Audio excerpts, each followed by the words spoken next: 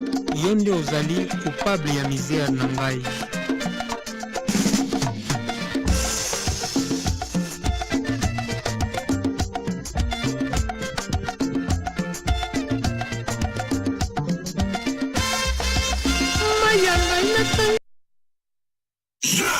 BBFM, la radio de mes rêves. Nous sommes une génération, nous sommes une vocation. Faisons de la radio comme nous l'avons appris. BBFM 106 MHz. Voilà, de retour sur ce plateau spécial Coupe du Monde. Voilà, un peu fatigué. On aurait dit qu'on a marqué ce premier but africain entre le Maroc et la Belgique, but de Ziyech, mais but refusé, but checké, refusé par l'arbitre. Voilà, on se dit avec si c'était peut-être bon en fait. Bon, je peux pas dire que je peux pas être du côté des Marocains, mais si c'était vraiment une équipe européenne, on n'allait pas checker, on allait peut-être dire que la Belgique mène déjà par 1-0, mais bon, en quelle année peut-être une équipe africaine sera championne du monde? On se dit, on va vous rappeler un peu l'historique de la Coupe du Monde à l'époque, avant de commenter ce match, ou bien de revenir sur les choix des deux entraîneurs. On vous explique déjà qu'en 1930, c'était l'Uruguay qui a remporté la Coupe du Monde en 1930. En 1934, l'Italie qui a remporté la Coupe du Monde et a fait un doublé en 1938. C'est la première équipe au monde d'avoir fait un doublé, 34-38. En 1939, il n'y a pas eu la Coupe du Monde jusqu'en 1950. En 50, c'était la 4e Coupe du Monde organisée au Brésil, au stade Maracanã, la finale entre l'Uruguay et le Brésil en 1950, remportée par l'Uruguay, but de Chafino et de Guigua en finale au stade Maracanã du Brésil, battu par l'Uruguay 2-1. Et en 54, c'était l'Allemagne qui a remporté la Coupe du Monde 1954. En 58, c'est le Brésil qui remporte cette Coupe du Monde. C'était pour la première fois, c'était en Suède, à Göteborg. Le Brésil remporte avec un certain Roi Pelé. Il avait 17 ans à l'époque. En 1962, c'est le Brésil qui fait un doublé. C'était au Chili. Le Brésil qui fait un doublé en 1962 avec la deuxième équipe à avoir fait un doublé. Nous entendons, parce que moi je suis un fan de l'équipe de France, je rêve que l'équipe de France puisse faire un doublé comme l'Italie et comme le Brésil. Donc en 62, c'est le Brésil qui fait un doublé. En 66, l'unique Coupe du Monde de l'équipe anglaise, c'était ce pays qui a inventé le football, a gagné la Coupe du Monde en 1966. En 1970, Pelé remporte encore la Coupe du Monde pour la 3e fois. 1970, c'était à Mexico. À Mexico, 1970. En 74, c'est l'Allemagne avec le grand Frank Beckenbauer qui remporte la Coupe du Monde en 74. En 78, c'était pour la première fois que l'Argentine remporte la Coupe du Monde avec Mario Kempes, le meilleur joueur argentin de l'époque. En 78, la finale face à la Hollande, du plus grand joueur hollandais de l'époque, avec le grand Ajax de l'époque qui fait un triplé en Ligue des Champions et qui ramène ses joueurs pendant le mondial d'abord 74 battu par l'Allemagne, et le mondial 78 la Hollande battue par l'Argentine. Et en 1982, la finale se joue en Espagne entre l'Allemagne et l'Italie. L'Italie qui remporte pour la 3e fois la Coupe du Monde 1982 avec un grand gardien, Sébastien Rossi. Voilà, donc qui était dans le but.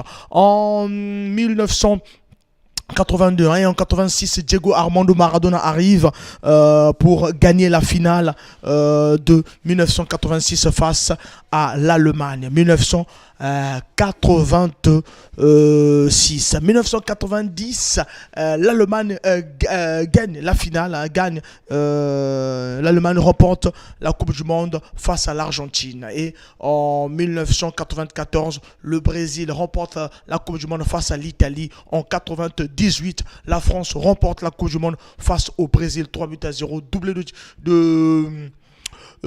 de Zinedine Zidane et un 3e but de Emmanuel Petit. En 2002, c'est le Brésil qui remporte la Coupe du Monde, toujours le Brésil de Ronaldo, Ronaldo, Rivaldo et Ronaldinho. En 2006, c'est face à la France. En 2010, c'est l'Espagne l'Espagne qui remporte la Coupe du Monde 1-0 face à la Hollande, les Pays-Bas. Voilà, donc en 2014, c'est l'Allemagne qui remporte la Coupe du Monde face à l'Argentine. L'Allemagne a beaucoup joué de finale face à l'Argentine. Et en 2018, c'est la France qui joue la finale face à la Croatie, qui remporte pour la deuxième fois la Coupe du Monde. Nous sommes en 2022 et en 2022, nous sommes en train de suivre le match entre le Maroc et la Belgique. Romelu Lukaku est sur le banc. Michy Batshuayi qui a marqué le premier but de cette équipe belge pendant la Coupe du Monde et en train de voir, ils sont en train de démarquer. Mais donnons la chance à cette équipe marocaine avec Afrat Hakimi, avec Riyad Boudbouz, avec Hakim Ziyech. Cette équipe a du ressources. Cette équipe peut apporter pour faire quelque chose. Voilà, donc voilà pourquoi nous sommes en train de souhaiter une bonne chance à cette équipe marocaine, qui apporte de l'eau dans la surface de réparation. Il manque que cette petite passe à son coéquipier pour marquer ce but que nous tous les Africains attendent cet après-midi pour gagner vraiment ce match. Je suis toujours accompagné de Royal Service et de KKF Industries. Royal Service qui est notre sponsor officiel de cette Coupe du Monde. Voilà, Royal Service qui nous accompagne. Royal Service avec ce beau bijou, ce beau plateau que vous voyez ici. Royal Service, le choix de l'excellence.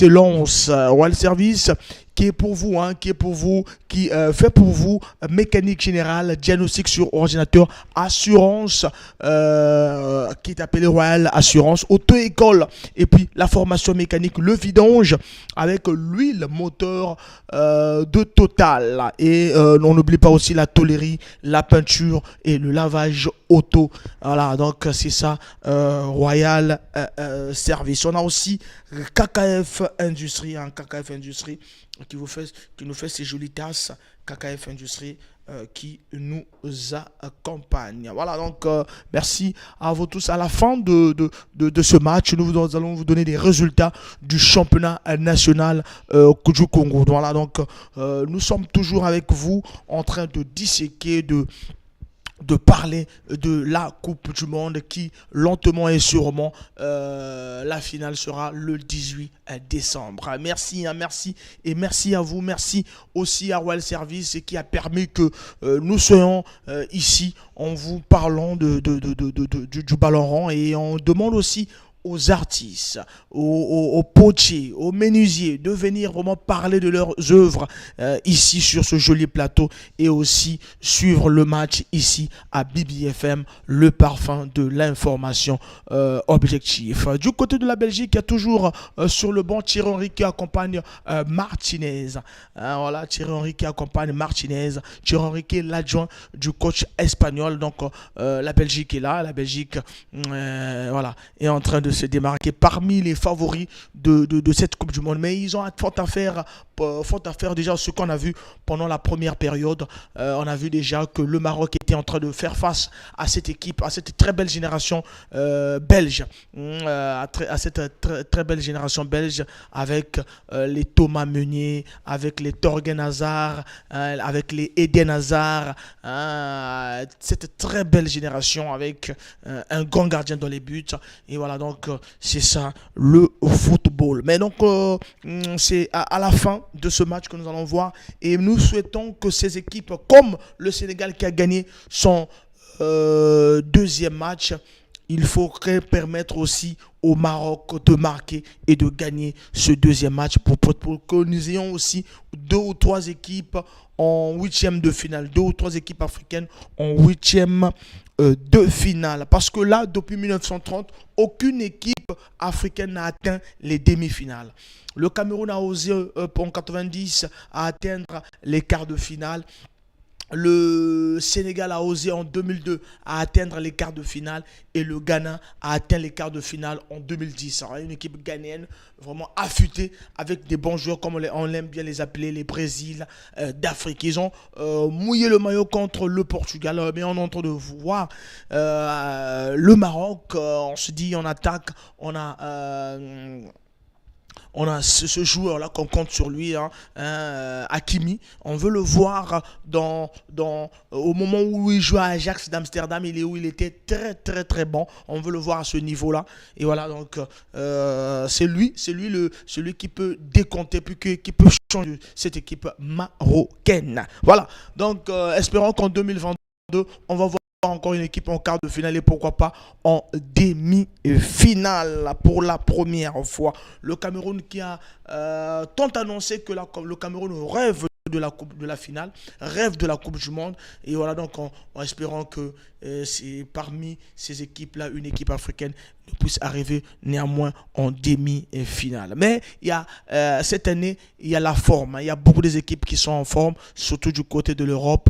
Il y a la Belgique qui est en forme, il y a la France qui est en forme, il y a l'Allemagne qui est au pied du mur, l'Allemagne qui a été battue, qui est au pied du mur, mais j'ose croire que ce soir, l'Allemagne va faire son sensation face à l'Espagne. Sinon, une défaite ne sera pas permise pour les Allemands. Retour au pays, retour à Berlin. Voilà, donc nous avons parlé de ce match, ce match qu'on attend. On attend vraiment le retour des 22 acteurs sur la pelouse pour que nous puissions avoir vraiment une équipe, la victoire de la deuxième équipe africaine pendant ce match. Alors donc... du côté aussi du Brésil, il y a Neymar qui ne va pas bien. Neymar, et on pense que le deuxième match, il sera absent. Et on va le revoir peut-être au troisième match. Mais on croise le doigt qu'il ne soit pas là aussi lors du troisième match. Parce que leur troisième match, ils vont affronter le Cameroun. Donc déjà, un joueur de moins pourra faire le possible qu'une équipe africaine n'arrive une équipe africaine puisse battre peut-être le Brésil. Le Cameroun, on a vu du beau jeu, mais ils ont pêché à la finition. Ils ont pêché juste Ces équipes africaines sont en train de juste pêcher à la finition. On a vu le Ghana égaliser face au Portugal, mais ils ont vraiment pêché à la dernière minute. Ils ont égalisé, mais quand ils ont égalisé, c'était vraiment compliqué pour cette équipe ghanéenne face au Portugal. Le mondial de la première fois, et peut-être que comme on entend de plus parler de la première fois, et peut-être que ce sera pour la première fois qu'une équipe africaine arrive en demi-finale, ou pourquoi pas en finale. Faut oser. J'ai toujours dit qu'il faut oser. Il n'y aura pas de... Il n'y a pas de miracle. Ces équipes-là ont forcément travaillé. Comme je dis toujours dans Kufuto Bosso que Bangwana va travailler pour comment à niveau. Et le Congo aussi, on peut travailler pour arriver à cette étape-là. Et pourquoi pas les équipes africaines. On va remettre l'antenne pour suivre la deuxième période. Chanel de Gaulle de l'autre côté. Nous allons remettre l'antenne pour suivre la deuxième période. Et puis on croise le doigt que cette équipe, à la fin des 45 ou à 47 ou bien 48 minutes de la deuxième mi-temps, que nous allons avoir la victoire